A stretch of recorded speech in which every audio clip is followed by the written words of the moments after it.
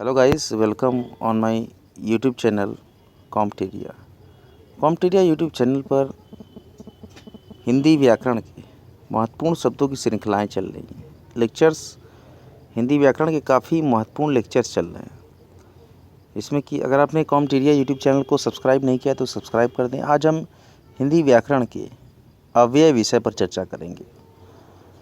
अव्यय शब्द का अर्थ है कि जिस जगह का कुछ भी व्यय ना होता हो। अव्यय ऐसे शब्द हैं जिनके रूप में लिंग, वचन, पुरुष, काल आदि व्याकरणिक कोटियों के प्रभाव से कोई परिवर्तन नहीं होता है। जैसे कि आज, कल, तेज, धीरे, अरे, ओह, किंतु, पर, ताकि, ये सभी अव्यय के उदाहरण। अव्यय को विकारी शब्द कहते हैं। अव्यय या विकारी शब्द के जो भेद हैं, पहला भेद है क्रिया विशेषण। तो क्रिया विशेषण अर्थ के आधार पर हैं रीतिवाचक, स्थानवाचक, कालवाचक, परिमाणवाचक। दूसरा भेद है संबंध बोधक। संबंध बोधक में सविभक्ति, निर्विभक्तिक और उपविभक्ति। उसके बाद जो भेद है समुच्चय बोधक। समुच्चय बोधक में समान अधिकरण। समान अधिकरण में संयोजक, विभाजक, विरोध दर्शक और परिणाम दर्शक। उसके बाद है व्यधिकरण। व्यधिकरण में है करणवाचक, उद्देश्यवाचक, संकेतवाचक और स्वरूपवाचक। इसके बाद विस्मयादि बोधक अव्यय होगा, जिसके भेद हैं हर्षबोधक, शोकबोधक, भावबोधक, आश्चर्यबोधक, स्वीकार बोधक, अनुमोदन बोधक, तिरस्कार बोधक और संबोधन बोधक। उसके बाद जो भेद है वो है निपात। तो निपात के जो भेद हैं स्वीकृति बोधक, नकार बोधक, निषेधात्मक, प्रश्न बोधक, विस्मय बोधक, तुलना बोधक और अवधारणा बोधक और आदर बोधक। इस प्रकार से अव्यय की चर्चा हमने की। अब हम पढ़ते हैं क्रिया विशेषण के बारे में। क्रिया विशेषण ऐसे शब्द या क्रिया की विशेषता प्रकट करते हैं, वे क्रिया विशेषण कहलाते हैं। जैसे यहाँ, वहाँ, धीरे, जल्दी, अभी, बहुत आदि, ये सारे शब्द क्रिया विशेषण हैं। इसके महत्वपूर्ण कार्यों पे हम चर्चा करेंगे। क्रिया विशेषण के कार्य क्या होते हैं? क्रिया विशेषण क्रिया की विशेषता बतलाता है। जैसे वह धीरे से बोलता है, वो जोर से हंसता है। ऐसे वाक्यों में धीरे से, जोर से, ये सब क्रिया विशेषण हैं जो कि बोलने और हंसने की क्रियाओं की विशेषता बतलाते हैं।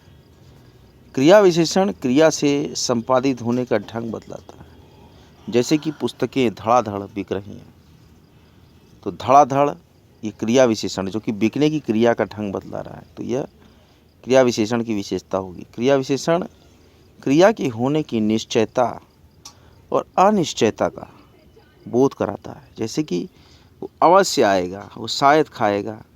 तो अवश्य, वो अवश्य आएगा में अवश्य, और वो शायद खाएगा, इसमें शायद। ये क्रिया विशेषण आने और खाने की क्रिया की निश्चयता और अनिश्चयता का बोध करा रहे हैं। अगली विशेषता क्रिया विशेषण की होगी क्रिया के होने में निषेध और स्वीकृति का बोध कराता है। जैसे कि मत पढ़ो, न लिखो, हाँ आओ, ठीक कहते हो। यहाँ मत पढ़ो में मत, न लिखो में न, ये क्रिया विशेषण पढ़ने और लिखने की क्रियाओं का निषेध करते हैं। हाँ और ठीक क्रिया विशेषण आना और कहना क्रियाओं की स्वीकृति का बोध करते हैं। अगली जो विशेषता है क्रिया विशेषण की, क्रिया के घटित होने की स्थिति, दिशा, विस्तार, परिमाण का बोध कराता है। जैसे कि वो ऊपर सोता है, वो घर के भीतर बैठो तुम, तो यहाँ पर ऊपर सोता है मैं ऊपर, और घर के भीतर बैठो तो भीतर, ये क्रिया विशेषण सोने और बैठने की क्रियाओं की स्थिति का बोध कराते हैं। सड़क के दाएं चलो, जाओ उधर ढूंढो, तो दाएं, सड़क के दाएं चलो में दाएं और जाओ उधर ढूंढो में उधर, ये क्रिया विशेषण चलने और ढूंढने क्रियाओं की दिशाओं का बोध करते हैं। इसी प्रकार के महत्वपूर्ण लेक्चर्स कॉम्पटेरिया पर निरंतर चलते रहेंगे। कॉम्पटेरिया चैनल को सब्सक्राइब करते रहें, वीडियो को बराबर शेयर करते रहें। क्रिया विशेषण के कई भेद हैं। क्रिया विशेषण के भेदों में आधार होगा, पहला प्रयोग के आधार पर क्रिया विशेषण की चर्चा करना, अर्थ के आधार पर क्रिया विशेषण की चर्चा करना और रूप के आधार पर क्रिया विशेषण की चर्चा करना। सबसे पहले हम प्रारंभ करेंगे प्रयोग के आधार पर क्रिया विशेषण की चर्चा, जिसमें कि प्रयोग के आधार पर क्रिया विशेषण के 3 भेद होते हैं। पहला भेद होता है साधारण, दूसरा भेद होता है संयोजक और तीसरा भेद होता है अनुबद्ध। साधारण क्रिया विशेषण क्या होता है?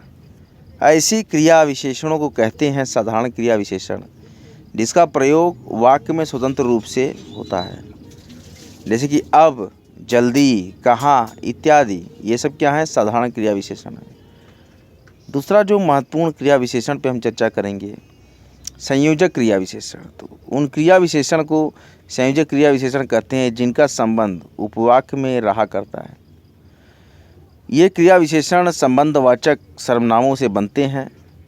अब आप आएंगे तब मैं घर जाऊंगा। जब आप आएंगे तो मैं घर जाऊंगा। जहाँ आप जाएंगे वहाँ मैं भी जाऊंगा। तो जब तब, जहाँ वहाँ, ये संयोजक क्रिया विशेषण संयुक्त करते हैं, संयोजित करते हैं। अब तीसरा जो प्रयोग के आधार पर क्रिया विशेषण की हम चर्चा करेंगे वो होगा अनुबद्ध क्रिया विशेषण। तो अनुबद्ध क्रिया विशेषण क्या है?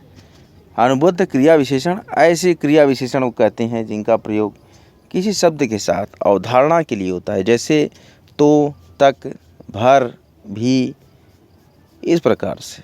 अगला जो क्रिया विशेषण का आधार होगा अर्थ के आधार पे, अर्थानुसार क्रिया विशेषण की हम चर्चा करेंगे। तो अर्थ के आधार पे होगा, क्रिया विशेषण के 4 भेद होंगे: कालवाचक क्रिया विशेषण, स्थानवाचक क्रिया विशेषण, परिमाणवाचक क्रिया विशेषण और रीतिवाचक क्रिया विशेषण। कालवाचक क्रिया विशेषण की चर्चा करते हैं। कालवाचक क्रिया विशेषण शब्द से कार्य के होने का समय ज्ञात होता है, वह कालवाचक क्रिया विशेषण कहलाता है। इसमें ऐसे शब्द प्रयोग में आते हैं जैसे यदा, कदा, जब, तब, हमेशा, तभी, तत्काल, निरंतर, शीघ्र, पूर्व, बाद, पीछे, घड़ी, घड़ी, अब, तत्पश्चात, तदनंतर, कल, कई बार, अभी, फिर, कभी, मैं अभी आ रहा हूँ, फिर कभी चलेंगे, पानी निरंतर बह रहा है। इस ऐसे चीज़ों में अभी, फिर, कभी, निरंतर शब्दों द्वारा क्रिया के काल का पता चल रहा है। ये कालवाचक क्रिया विशेषण को परिलक्षित करते हैं। दूसरा है स्थानवाचक क्रिया विशेषण।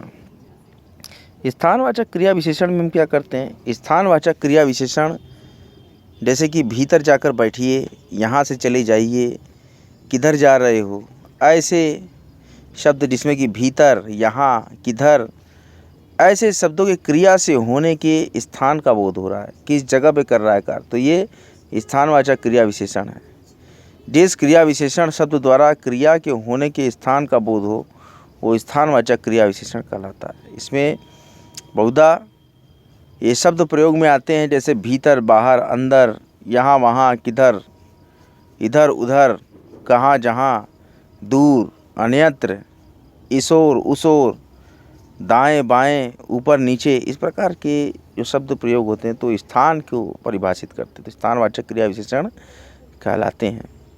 कॉम्पिटेटिव यूट्यूब चैनल बड़े ही महत्वपूर्ण विषयों पर UPSSC और विभिन्न प्रांतों के 1 दिवसीय परीक्षाओं के लिए हिंदी के बड़े ही आकर्षक लेक्चर लेके आपके समक्ष प्रस्तुत हुआ है।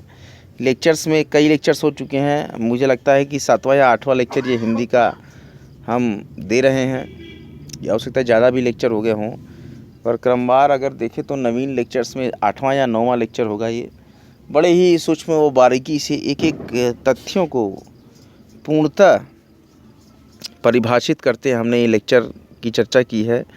अगला जो भी हिंदी साहित्य के भी लेक्चर्स कॉम्पिटेरिया देगा, हिंदी साहित्य पर भी कॉम्पिटेरिया लेक्चर्स बना रहा है, जो कि आगामी परीक्षाओं के लिए बड़े ही लाभदायक होंगे। आइए अब हम परिमाणवाचक क्रिया विशेषण की चर्चा करते हैं।